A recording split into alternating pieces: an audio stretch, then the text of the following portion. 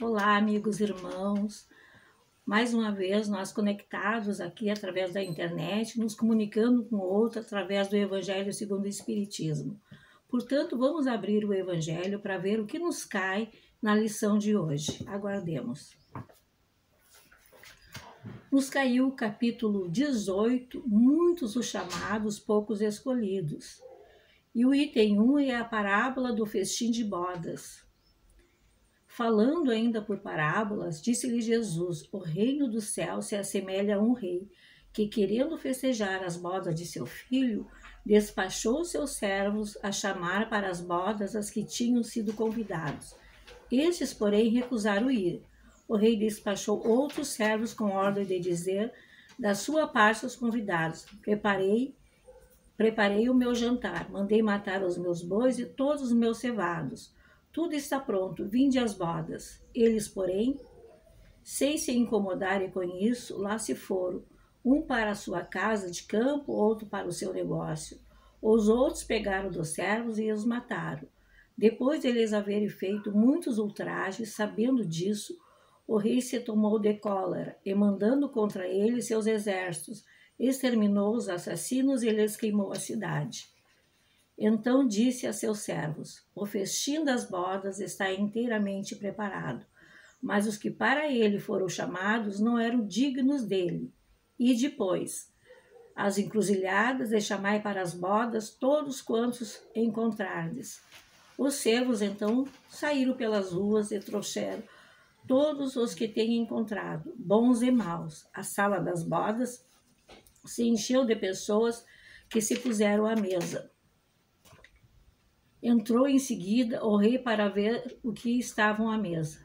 E dando com um homem que não vestia túnica nupcial, disse-lhe: meu amigo, como entraste aqui sem a túnica nupcial? O homem guardou silêncio.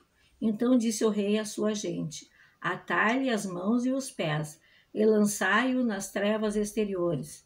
Aí é que haverá prantos e ranger de dentes, porquanto muitos há chamados, mas poucos escolhidos. São Mateus capítulo 22, versículos de 1 a 14.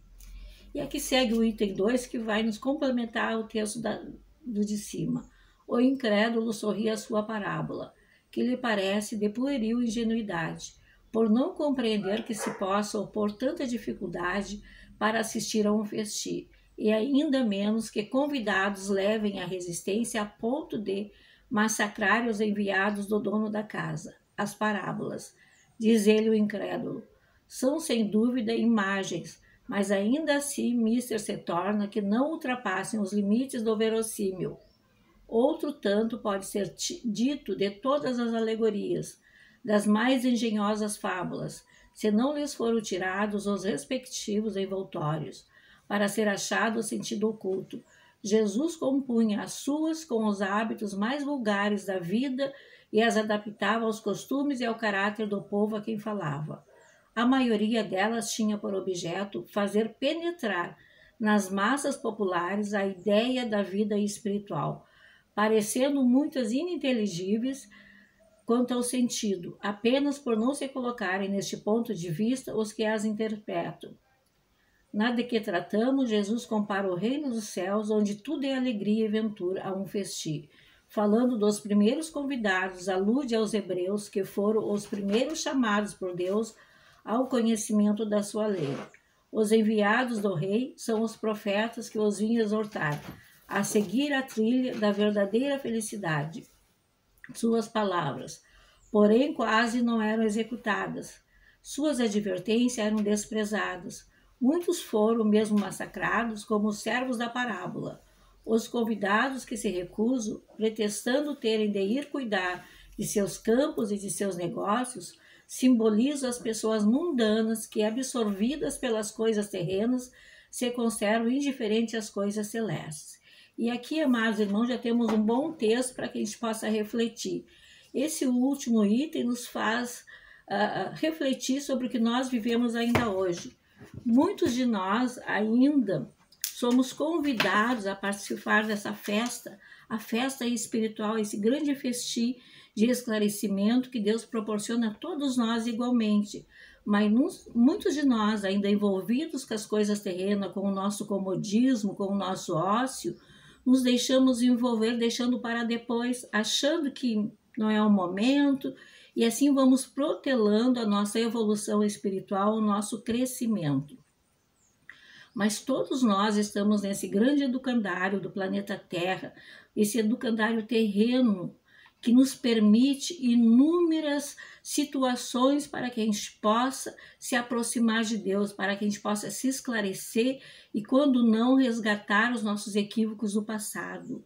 Mas muitos de nós ainda nos encontramos no ócio, na acomodação, sempre deixando para depois, não é o nosso momento, e deixamos de festejar essa grande celebridade que é a vida, a verdadeira vida, essa oportunidade que Deus nos deu.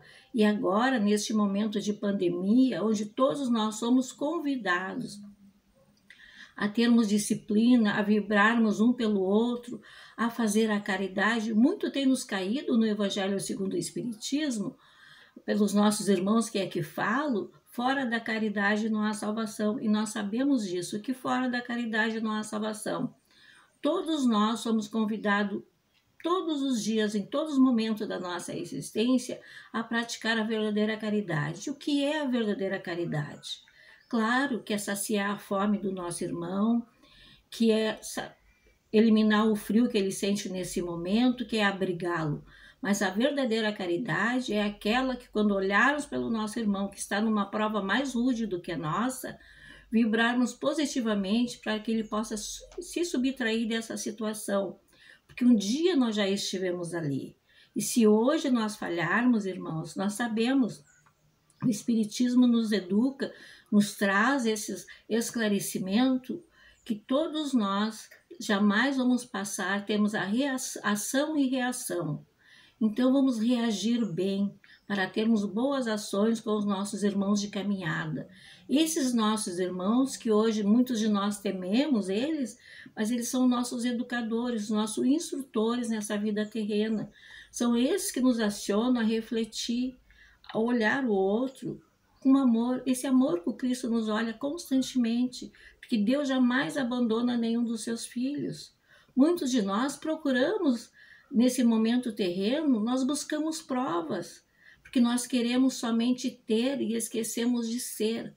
Ser bons cristãos, ser bons amigos, bons filhos, enfim, sermos bons para com aqueles que nos acompanham nessa estrada. Deixamos de ser, porque nós aprendemos somente a julgar, a condenar.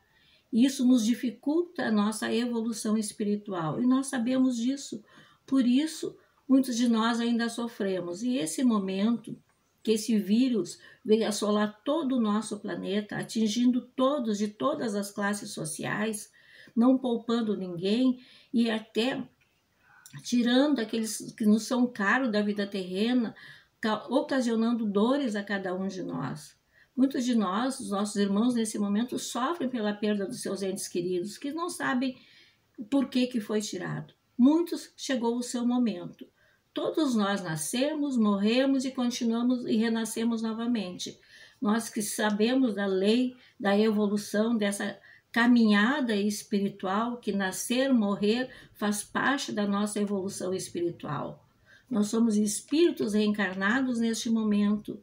Por isso, vamos aproveitar essa encarnação na sua profundidade, com amor pelos nossos, com carinho, com compreensão.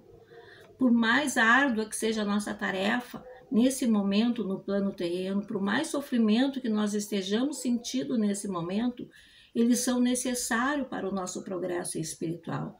Nada é por acaso a nenhum de nós, amados irmãos, nada. Todos nós hoje aqui estamos sendo convidados a sermos bons, a aceitarmos, a exercitar esse sentimento que mais nos aproxima do verdadeiro sentimento que é o amor, que é a gratidão. Muitos de nós ainda têm dificuldade de dizer com licença, obrigada, enfim, todas essas gentilezas que fazem com que nós cresçamos. Claro que não vamos ter pelos nossos inimigos o mesmo afeto que temos pelos nossos amigos, naturalmente que não. E isso é concebível e é humano. Mas nós podemos sim nos educar os nossos sentimentos para que lá no futuro possa se transformar em amor. Porque todos nós sabemos que somente o amor constrói. Sem amor, nenhum de nós segue em frente. Guardar mágoas, ressentimento, raiva, muitos ainda com ideia de vingança, muitos acomodados, se deixando vencer pelas depressões que hoje assolam toda a humanidade, entre jovens, velhos, adultos, enfim, é do nosso, nos chega ao nosso conhecimento todas essas situações. É porque ainda esses irmãos não compreenderam ainda o verdadeiro sentido da vida, que é uma caminhada, que vamos nos deparar com situações difíceis, naturalmente que vamos, mas elas são necessárias para nos educar. E esse aqui, esse planeta Terra, é a grande faculdade de nossas vidas. Muitos de nós esperamos muito tempo, milênios de ano, para aqui retornar. E ao chegarmos aqui, nos deparamos às vezes com uma família difícil, com filhos difíceis, com aqueles que nos rodeiam que não comungam da mesma linguagem que nós, não comungam na mesma filosofia de vida, e às vezes nos abatemos. Mas isso não é para nos abater. É uma oportunidade para nos compreender, para avaliar os nossos sentimentos, aquele sentimento que trazemos lá no fundo. Muitas coisas nos desagrada porque nós sabemos que não está certo, mas não está certo aos nossos olhos. Aquele outro precisa viver aquela experiência daquela forma naquele momento. E de que forma vamos ter condições de ajudar esses? Através do nosso exemplo. Muitas vezes através do nosso silêncio, silenciando diante daquela dificuldade e confiando através da nossa vibração amorosa para que aquele irmão consiga superar aquelas dificuldades. E ele vai superar sim, meus irmãos. Por isso não vamos ter preguiça, não vamos nos vencer pelo ócio, vamos arregaçar as nossas mangas, lubrificar as embreagens da vida, das nossas ferramentas, através do amor, do trabalho. O trabalho edifica, permite que cada um de nós cresçamos em direção a Deus. Somente o trabalho físico, o trabalho espiritual, aquele trabalho amoroso um para com o outro. E nós somos testados constantemente no nosso dia a dia por situações difíceis. E são aquelas situações difíceis que às vezes a gente pensa assim, meu Deus, essa criatura não vai mudar nunca, quando é que ela vai mudar? Já está chegando quase com 100 anos de vida e não consegue mudar a sua existência, não consegue mudar a sua concepção de vida, continua da mesma forma, mas não cabe a nós julgarmos nenhum dos nossos irmãos. Mas ainda nós assim fazemos, porque nós somos ainda imperfeitos, nós também estamos nessa caminhada evolutiva.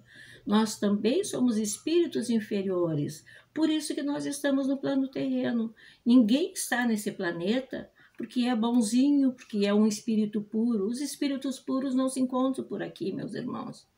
Os espíritos puros já estão em missão, já estão nos assistindo nas nossas pequenas missões aqui no planeta Terra, nos dando através da intuição, do incentivo, através de tudo aquilo que a gente vivencia. Às vezes, ao nós adormecermos, somos tirados do corpo físico e somos chamados a ajudar aqueles que estão ao nosso lado, aqueles dos quais nós somos comprometidos do passado. Eles se apresentam a nós pedindo ajuda e assim mesmo, pelo nosso acomodamento, nós achamos que não é nada, nós mistificamos aquela situação. E naquele momento não é momento de mistificar, é um momento de orar. Orar a Deus, confiar nesse Pai amoroso que jamais abandona nenhum dos seus filhos. Todos nós que estamos aqui estamos passando por duras provas. Cada dia nos é apresentada uma dificuldade. De que forma vamos ver se estamos melhores? Se nós nos depararmos com aquelas dificuldades e termos a certeza, a confiança que isso também passa e nos mantermos serenos diante daquela dificuldade, sabendo que é aquele momento daquela criatura. Nós não podemos modificá-lo, porque Deus respeita o nosso livre-arbítrio. Mas nós, muitos de nós, nos achamos deuses. Queremos modificar todos aqueles que estão em nossa volta. Queremos impor a nossa vontade, queremos impor as nossas ideias. E não é assim, né, amados irmãos? A doutrina espírita nos traz esses esclarecimentos, que devemos simplesmente compreender esses irmãos, vibrarmos por eles com muito amor, com muita compreensão, levar a ele uma palavra amiga, um abraço fraterno, um sorriso sincero e orarmos, trazê-los para as nossas orações, para que eles possam se subtrair dessas dificuldades. E com certeza, irmãos, nós sabemos que isso acontece. E nós sabemos que isso acontece principalmente quando nós fazemos o evangelho no nosso lar à noite. Às vezes a nossa vizinhança está toda tumultuada, agitada. Começamos o evangelho e de repente a gente sente aquela serenidade em volta. Os nossos vizinhos se mantêm silenciosos, vão se modificando. No outro dia, o bom dia dele é mais alegre, o bom dia dele é mais limpo, porque ele foi tocado por esse teor vibracional do amor e do esclarecimento que o Evangelho nos traz, principalmente o Evangelho segundo o Espiritismo, esse que nos esclarece, nos acalma, nos sereniza. E neste momento que nós já estamos com 6 meses dessa pandemia, muitos de nós isolados, vivenciando, sofrendo dificuldades financeiras, dificuldades de trabalho, dificuldades de relacionamento, onde nós somos colocados naquele lar para que a gente possa valorizar aqueles que estão em nossa volta, que eles são os nossos instrutores, os nossos educadores. Se eles ali estão, é porque nós necessitamos ainda deles e eles necessitam de nós. Nenhum de nós cresce sem a ajuda do outro. Portanto, vamos estender a mão a todos os nossos irmãos com muito amor, com a certeza que vamos vencer toda essa situação, que todos aqueles que estão numa pior situação que nós hoje também vão vencer, que eles possam olhar para o alto e sentir a presença de Deus, sentir esse hálito divino impregnando o nosso lar, impregnando o nosso trabalho, a nossa vizinhança, todos aqueles que nos rodeiam, nesse puro amor, para que eles possam acalmar, se alimentar através da espiritualidade. O nosso corpo precisa de alimento material, mas o nosso espírito precisa do alimento espiritual. Esse que vai permitir que a gente evolua, porque nós somos um espírito hoje numa matéria. Essa matéria serve de veículo para que a gente possa transitar, para que a gente possa aprender. Temos compromisso sim com esse veículo físico, mas nós temos maior compromisso ainda com o nosso espírito. Nós somos um espírito em evolução. No momento que a gente tem essa certeza, que a gente se dá conta de todas as situações, é porque realmente nós já estamos no caminho da nossa melhora. E a melhora já está chegando a cada um de nós. Muitos de nós aprendemos muito nesse momento de isolamento. Muitos de nós valorizamos muito aqueles que nós tivemos que ficar afastados. Quantas famílias se aproximaram, quantas famílias se desfizeram também, porque não souberam lidar com a situação, não souberam entender aquele que está ao seu lado.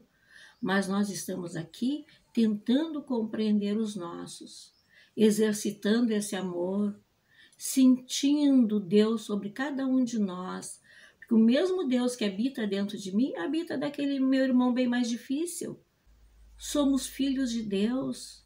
No momento que nós formos executar qualquer tarefa espiritual com amor, com certeza ela vai se desenvolver e vai atingir aqueles corações que precisam ser atingidos. Então a nossa vibração amorosa nesse momento é importantíssima a todos nós. Vamos sempre vibrar pelo amor. E vibrando pelo amor, amados irmãos, nesse momento agradeça a Deus por todo o amparo concebido nesse instante, que todos possam ser tocados pela misericórdia divina e receber esse grande amor. E aos nossos irmãos que nesse momento estamos fisicamente separados, que possamos logo, logo, com muita confiança, com muito amor, nos abraçarmos, nos confraternizarmos. Um abraço, um grande beijo no coração de cada um daqueles que estão ouvindo. Que assim seja.